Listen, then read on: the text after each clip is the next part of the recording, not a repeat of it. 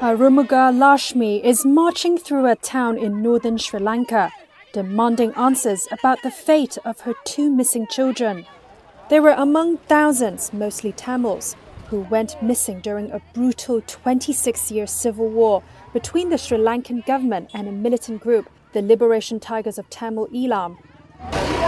We've come thinking of our children. 2 of my children went missing.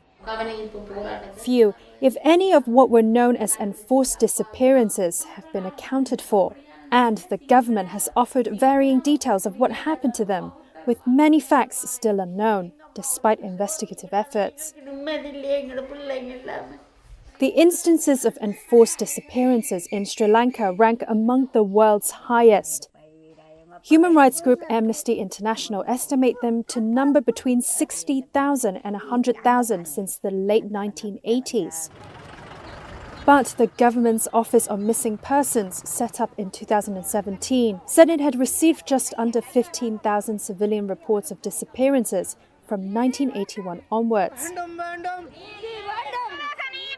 Pressure is growing on the government to act. In a report on October the 4th, the UN High Commissioner for Human Rights said the steps taken by the government had fallen short of, quote, tangible results expected by victims and other stakeholders.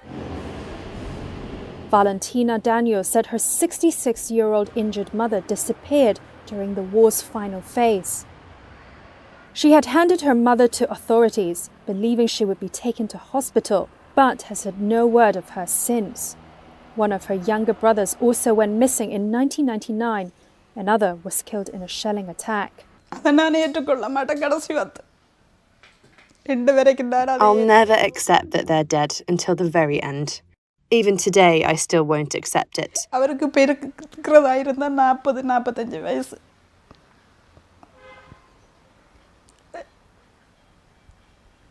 If he was alive now, he'd be around 45 years old. I won't accept it until the end. I won't accept it whatsoever.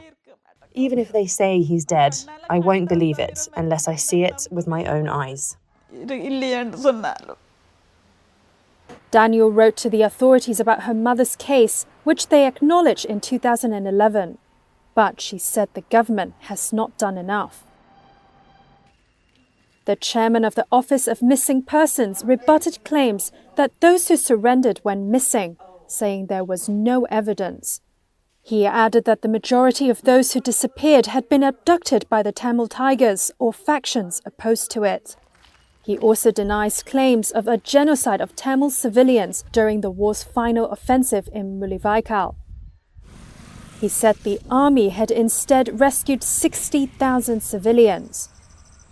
In the report, the UN Rights Agency says the Office of Missing Persons has not been able to trace a single disappeared person, and that its current purpose is to speed up the closure of files. An OMP spokesperson blamed fuel shortages crippling Sri Lanka for being unable to meet a target of 5,000 interviews by year-end. For Daniel, the crisis pales beside the hardships of 2009, when she went from village to village with no food and just the clothes she wore for fear of shelling. Over a decade later, she is still living in pain, trying to find her loved ones.